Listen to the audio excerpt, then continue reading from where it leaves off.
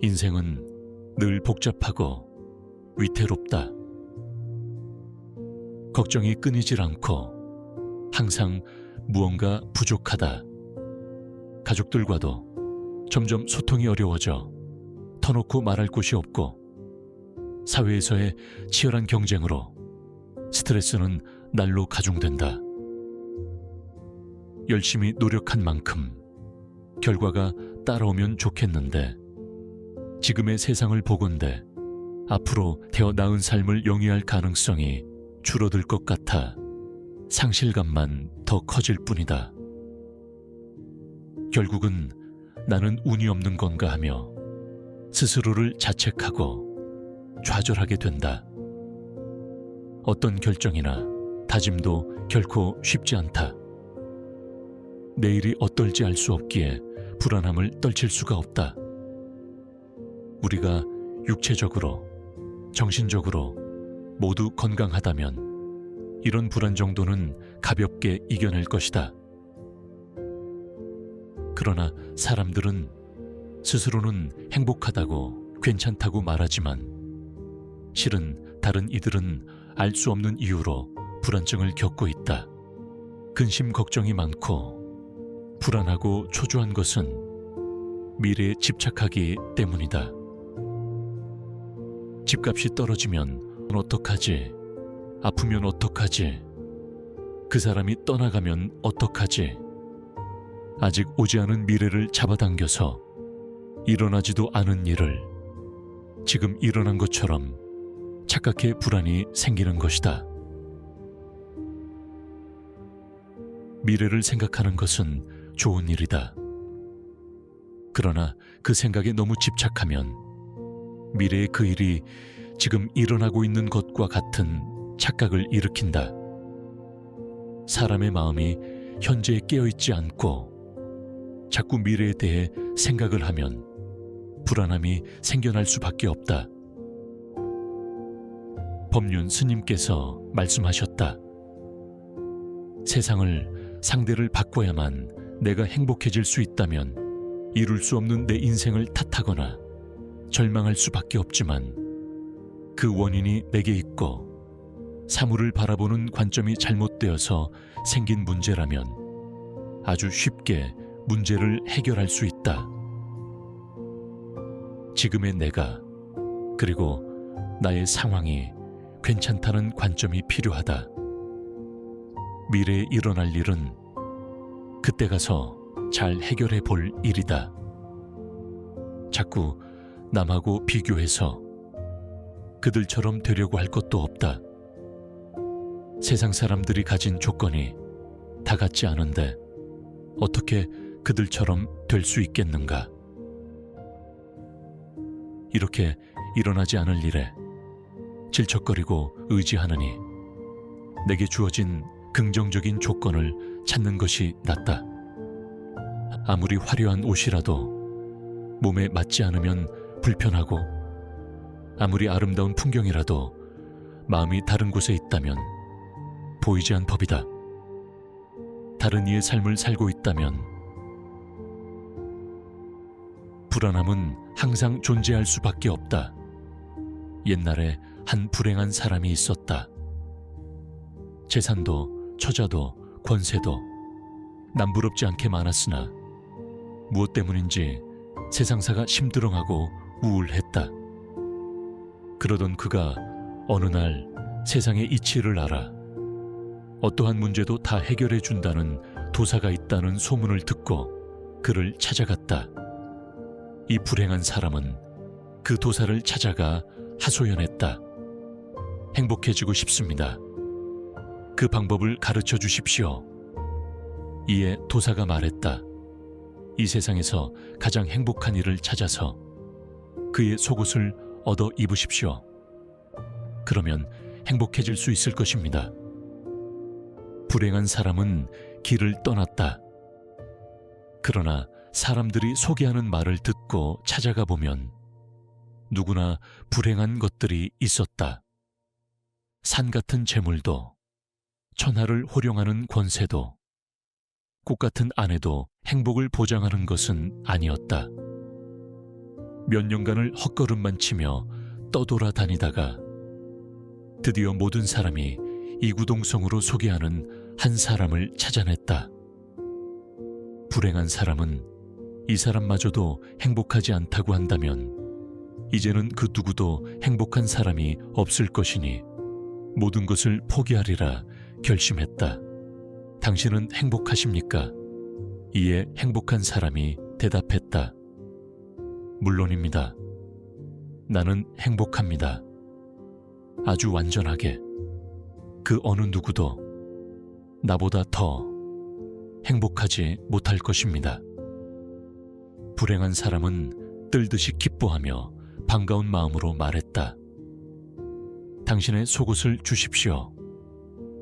그 속옷은 내게 행복을 줄 수 있습니다. 그러나 행복한 사람의 누더기를 들춰보던 불행한 사람은 그만 껄껄 웃고 말았다. 왜냐하면 그 속에는 속옷 없는 맨살 뿐이었기 때문이다. 행복하기 위해 행복한 이의 속옷을 찾아 길을 나섰던 불행한 사람은 결국 밖에서 행복을 찾은 자신의 어리석음을 깨달았다고 한다. 부처님은 행복은 자신의 삶을 통해서 자기 자신이 얻는 것이며 깨달음도 진리를 통해서 스스로 깨치는 것이라 하셨다. 따라서 자신이 불행하다면 그 원인 또한 자신에게 있는 것이며 어리석음으로 고통받고 있다면 이 역시 진리를 모르는 자신에게 원인이 있는 것이다. 삶의 목표를 이루는 것은 어디까지나 자신의 몫이기 때문에 다른 이나 주변 환경을 통해서 얻으려 한다면 이는 어리석은 일인 것이다. 모든 괴로움은 집착에서 온다. 어떻게 하면 내가 더 잘 살 수 있을까? 남보다 앞설 수 있을까? 남보다 돈을 더 많이 벌 수 있을까? 더 높은 자리에 오를 수 있을까? 하는 집착이 우리를 불행하게 만든다. 우리가 어떤 것에 집착하는 이유는 그것이 우리에게 무언가를 가져다 준다고 믿기 때문이다. 그러나 애석하게도 거기엔 어떤 실체적인 것은 없다. 착각일 뿐이다. 세상을 바라봄에 있어서 그 시각을 달리할 필요가 있다. 눈에는 뭐만 보인다는 말을 들어보았을 것이다. 다른 사람에게 문제가 있는 것이 아니고 바로 자신에게 문제가 있음을 의미한다. 색안경을 끼고 세상을 바라보면 모든 것이 부정적이고 성에 차지 않는다. 마음이 더러우면 더러운 것만 보이고 마음이 깨끗하면 깨끗한 것만 보이기 마련이다. 부정적인 생각은 자신의 부정적인 시선에서 시작되고 자신의 긍정적 생각은 자신의 긍정적인 시선에서 시작된다. 자신의 눈이 세상의 어디에 어느 수준에 고정되어 있는지 살펴보아야 한다. 불안둔목이라는 말이 있다. 부처님 눈과 돼지의 눈이란 뜻으로 무학대사와 조선태조 이성계 사이에 있었던 이야기에서 나온 말이다. 태조가 한양으로 천도하고 시국이 안정할 때 흉엄을 없이 지내자며 무학대사 이게 돼지를 닮았다고 농을 던졌다. 그러나 무학대사는 태조에게 부처를 닮았다고 했다. 왕이 자신은 무학대사에게 돼지를 닮았다고 했는데 왜 자신에게는 부처라 하느냐 불평하자 무학대사는 무릇 세상 만물이 부처님 눈으로 보면 다 부처님 같이 보이고 돼지의 눈으로 보면 다 돼지같이 보이는 법입니다. 라고 대답했다. 경을 칠 말이지만 태조는 너털웃음을 터뜨렸다. 사물은 보는 사람의 시각에 따라 그 평가가 다를 수도 있으니 만물을 자기 척도로 보아서는 안 된다는 가르침이다. 세상의 아름다움도 내 마음의 아름다움이 자리 잡아야 보인다. 사람들은 세상을 제대로 보고 듣고 느낀다고 생각을 하지만 실질적으로 자신이 가진 관념이나 사고방식으로 세상을 보기 때문에 그렇게 착각을 하고 있을 뿐이다.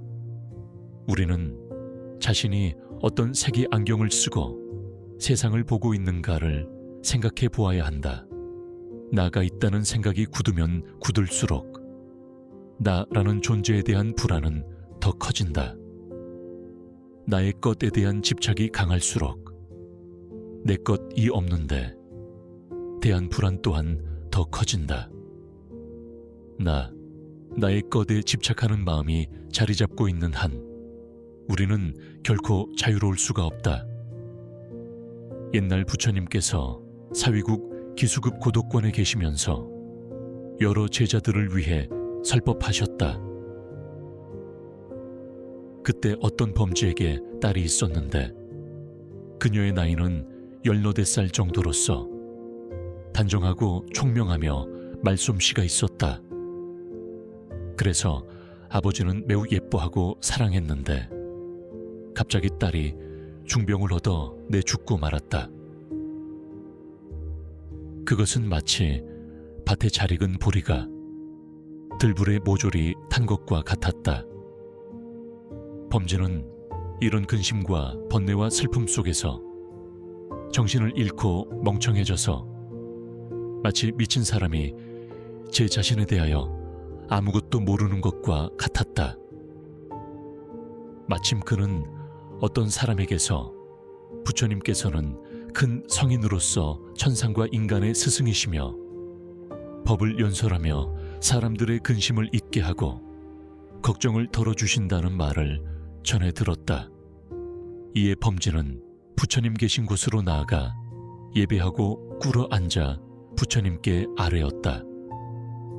저는 본래부터 아들은 없고 오직 딸만 하나 있어 그 딸을 사랑하며 온갖 시름을 잊고 살아왔습니다. 그런데 그 딸이 갑자기 중병을 얻어 저를 버리고 죽었습니다. 저는 정말로 가엾고 애처로운 마음에 어찌할 배울 모르겠습니다. 원컨대 세종께서는 굽어 살피시고 깨우쳐 주시어 제 맺힌 근심을 풀어주십시오. 부처님께서 범지에게 말씀하셨다. 이 세상에는 오래갈 수 없는 4가지 일이 있다.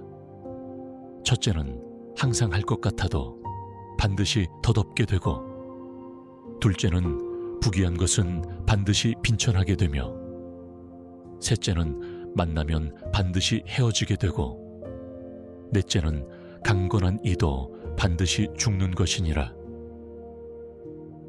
그리고는 세종께서 곧 계속을 말씀하셨다. 항상 할 것 같아도 모두 다 없어지고, 높은 데 있는 것도 반드시 떨어지며, 만나면 반드시 헤어짐이 있고, 태어난 것은 언젠가는 죽느니라. 옛 것을 너무 좋아하지도 말고 새 것에 너무 매혹 당하지도 말라. 그리고 사라져가는 것에 대하여 너무 슬퍼해서 안 된다. 잡아끄는 자에게 사로잡혀서 안 된다. 우리는 그를 탐욕이라고 부른다. 거센 경유라 부른다. 불안, 초조, 근심, 걱정이라 부른다. 건너기 어려운 저 욕망에 늪이나 부른다. 수타니파타에 나오는 말이다. 그 무엇이든 억지로 막거나 붙잡지 말라. 거기에서 불안과 괴로움이 온다. 붙잡는다고 갈 것이 오는 것도 아니고, 등 떠민다고 올 것이 가는 것도 아니다. 모든 것은 흐름에 따라 자연스럽게 이루어지니 집착을 버린 채로 현재 삶의 모든 순간을 경험하라. 오는 것을 거부할 필요가 없으며 멀어지는 것을 억지로 붙잡을 필요도 없다.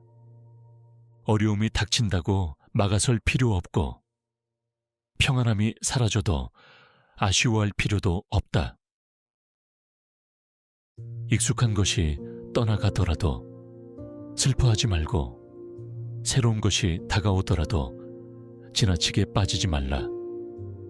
한 번 온 것은 시간이 지나면 사라질 것이고 떠난 후에는 새로운 것이 다시 찾아올 것이다. 인연이 끝나면 떠나갈 것이고 그 뒤에는 다시 또 다른 인연이 찾아올 것이다. 만약 인연이 아니라면 결코 오지 않을 것이며 그 인연이 오지 않더라도 다른 인연은 반드시 찾아올 것이니 내려놓고 마음을 편안히 하면 모든 것이 그저 좋을 뿐이다.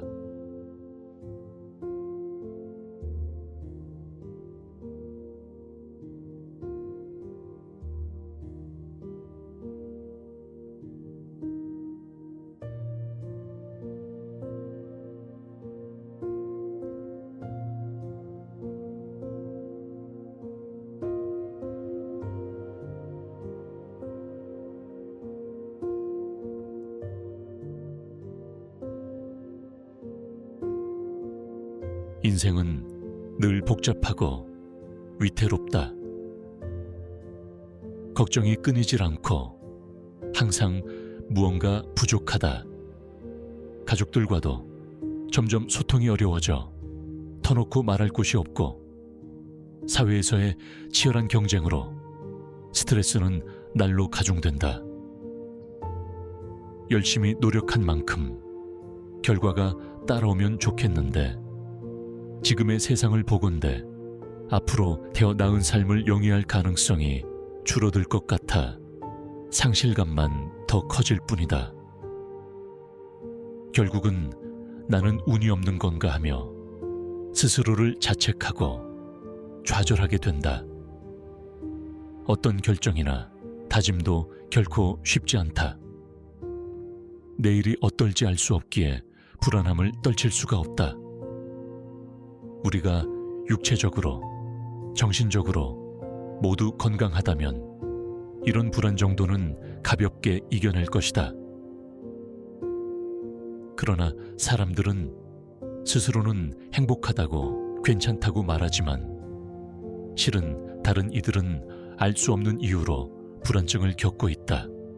근심 걱정이 많고 불안하고 초조한 것은 미래에 집착하기 때문이다. 집값이 떨어지면 어떡하지? 아프면 어떡하지? 그 사람이 떠나가면 어떡하지? 아직 오지 않은 미래를 잡아당겨서 일어나지도 않은 일을 지금 일어난 것처럼 착각해 불안이 생기는 것이다. 미래를 생각하는 것은 좋은 일이다.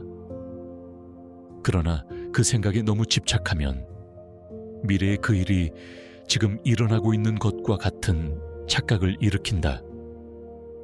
사람의 마음이 현재에 깨어있지 않고 자꾸 미래에 대해 생각을 하면 불안함이 생겨날 수밖에 없다. 법륜 스님께서 말씀하셨다. 세상을 상대를 바꿔야만 내가 행복해질 수 있다면 이룰 수 없는 내 인생을 탓하거나 절망할 수밖에 없지만 그 원인이 내게 있고 사물을 바라보는 관점이 잘못되어서 생긴 문제라면 아주 쉽게 문제를 해결할 수 있다.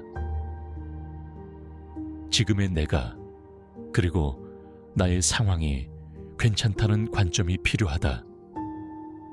미래에 일어날 일은 그때 가서 잘 해결해 볼 일이다.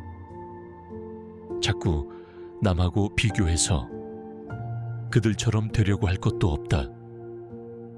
세상 사람들이 가진 조건이 다 같지 않은데 어떻게 그들처럼 될 수 있겠는가?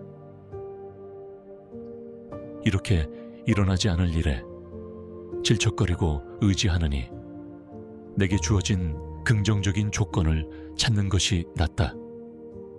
아무리 화려한 옷이라도 몸에 맞지 않으면 불편하고, 아무리 아름다운 풍경이라도 마음이 다른 곳에 있다면 보이지 않는 법이다. 다른 이의 삶을 살고 있다면 불안함은 항상 존재할 수밖에 없다. 옛날에 한 불행한 사람이 있었다. 재산도 처자도 권세도 남부럽지 않게 많았으나 무엇 때문인지 세상사가 심드렁하고 우울했다. 그러던 그가 어느 날 세상의 이치를 알아 어떠한 문제도 다 해결해 준다는 도사가 있다는 소문을 듣고 그를 찾아갔다. 이 불행한 사람은 그 도사를 찾아가 하소연했다. 행복해지고 싶습니다. 그 방법을 가르쳐 주십시오. 이에 도사가 말했다. 이 세상에서 가장 행복한 일을 찾아서 그의 속옷을 얻어 입으십시오. 그러면 행복해질 수 있을 것입니다. 불행한 사람은 길을 떠났다. 그러나 사람들이 소개하는 말을 듣고 찾아가 보면 누구나 불행한 것들이 있었다. 산 같은 재물도, 천하를 호령하는 권세도, 꽃 같은 아내도 행복을 보장하는 것은 아니었다. 몇 년간을 헛걸음만 치며 떠돌아다니다가 드디어 모든 사람이 이구동성으로 소개하는 한 사람을 찾아냈다. 불행한 사람은 이 사람마저도 행복하지 않다고 한다면 이제는 그 누구도 행복한 사람이 없을 것이니 모든 것을 포기하리라 결심했다. 당신은 행복하십니까? 이에 행복한 사람이 대답했다. 물론입니다. 나는 행복합니다. 아주 완전하게. 그 어느 누구도 나보다 더 행복하지 못할 것입니다. 불행한 사람은 뜰듯이 기뻐하며 반가운 마음으로 말했다. 당신의 속옷을 주십시오. 그 속옷은 내게 행복을 줄 수 있습니다. 그러나 행복한 사람의 누더기를 들춰보던 불행한 사람은 그만 껄껄 웃고 말았다. 왜냐하면 그 속에는 속옷 없는 맨살 뿐이었기 때문이다. 행복하기 위해 행복한 이의 속옷을 찾아 길을 나섰던 불행한 사람은 결국 밖에서 행복을 찾은 자신의 어리석음을 깨달았다고 한다. 부처님은 행복은 자신의 삶을 통해서 자기 자신이 얻는 것이며 깨달음도 진리를 통해서 스스로 깨치는 것이라 하셨다. 따라서 자신이 불행하다면 그 원인 또한 자신에게 있는 것이며 어리석음으로 고통받고 있다면 이 역시 진리를 모르는 자신에게 원인이 있는 것이다. 삶의 목표를 이루는 것은 어디까지나 자신의 몫이기 때문에 다른 이나 주변 환경을 통해서 얻으려 한다면 이는 어리석은 일인 것이다. 모든 괴로움은 집착에서 온다. 어떻게 하면 내가 더 잘 살 수 있을까? 남보다 앞설 수 있을까? 남보다 돈을 더 많이 벌 수 있을까? 더 높은 자리에 오를 수 있을까? 하는 집착이 우리를 불행하게 만든다. 우리가 어떤 것에 집착하는 이유는 그것이 우리에게 무언가를 가져다 준다고 믿기 때문이다. 그러나 애석하게도 거기엔 어떤 실체적인 것은 없다. 착각일 뿐이다. 세상을 바라봄에 있어서 그 시각을 달리할 필요가 있다. 눈에는 뭐만 보인다는 말을 들어보았을 것이다. 다른 사람에게 문제가 있는 것이 아니고 바로 자신에게 문제가 있음을 의미한다. 색안경을 끼고 세상을 바라보면 모든 것이 부정적이고 성에 차지 않는다. 마음이 더러우면 더러운 것만 보이고 마음이 깨끗하면 깨끗한 것만 보이기 마련이다. 부정적인 생각은 자신의 부정적인 시선에서 시작되고 자신의 긍정적 생각은 자신의 긍정적인 시선에서 시작된다. 자신의 눈이 세상의 어디에 어느 수준에 고정되어 있는지 살펴보아야 한다. 불안돈목이라는 말이 있다. 부처님 눈과 돼지의 눈이란 뜻으로 무학대사와 조선태조 이성계 사이에 있었던 이야기에서 나온 말이다. 태조가 한양으로 천도하고 시국이 안정할 때 흉엄을 없이 지내자며 무학대사 이게 돼지를 닮았다고 농을 던졌다. 그러나 무학대사는 태조에게 부처를 닮았다고 했다. 왕이 자신은 무학대사에게 돼지를 닮았다고 했는데 왜 자신에게는 부처라 하느냐 불평하자 무학대사는 무릇 세상 만물이 부처님 눈으로 보면 다 부처님 같이 보이고 돼지의 눈으로 보면 다 돼지같이 보이는 법입니다. 라고 대답했다. 경을 칠 말이지만 태조는 너털웃음을 터뜨렸다. 사물은 보는 사람의 시각에 따라 그 평가가 다를 수도 있으니 만물을 자기 척도로 보아서는 안 된다는 가르침이다. 세상의 아름다움도 내 마음의 아름다움이 자리 잡아야 보인다. 사람들은 세상을 제대로 보고 듣고 느낀다고 생각을 하지만 실질적으로 자신이 가진 관념이나 사고방식으로 세상을 보기 때문에 그렇게 착각을 하고 있을 뿐이다. 우리는 자신이 어떤 색의 안경을 쓰고 세상을 보고 있는가를 생각해 보아야 한다. 나가 있다는 생각이 굳으면 굳을수록 나라는 존재에 대한 불안은 더 커진다. 나의 것에 대한 집착이 강할수록 내 것이 없는데 대한 불안 또한 더 커진다. 나의 것에 집착하는 마음이 자리 잡고 있는 한 우리는 결코 자유로울 수가 없다.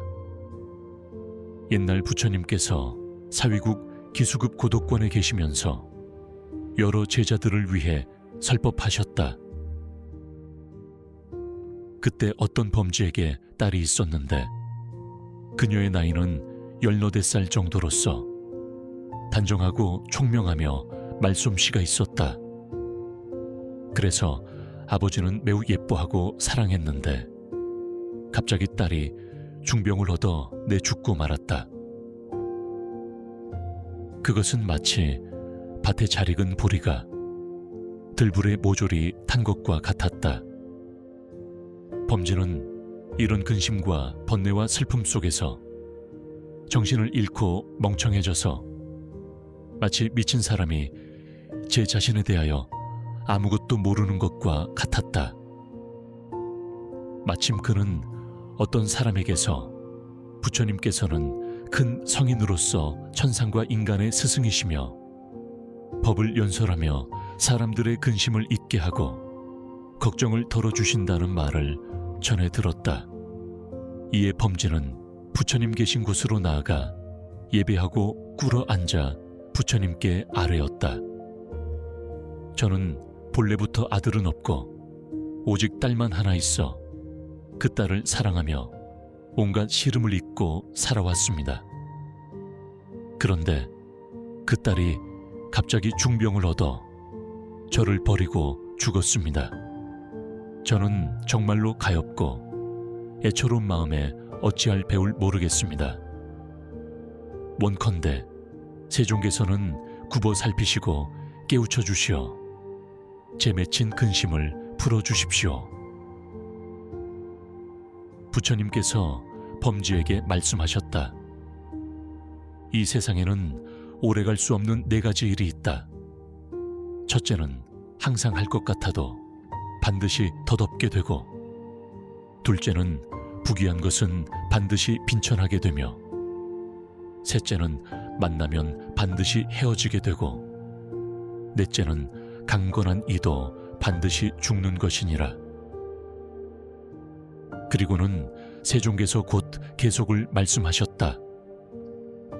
항상 할 것 같아도 모두 다 없어지고 높은 데 있는 것도 반드시 떨어지며 만나면 반드시 헤어짐이 있고 태어난 것은 언젠가는 죽느니라. 옛 것을 너무 좋아하지도 말고 새 것에 너무 매혹 당하지도 말라. 그리고 사라져가는 것에 대하여 너무 슬퍼해서 안 된다.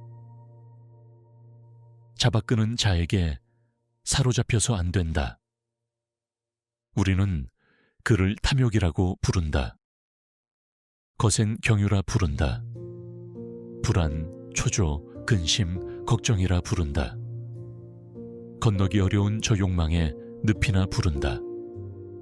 수타니파타에 나오는 말이다.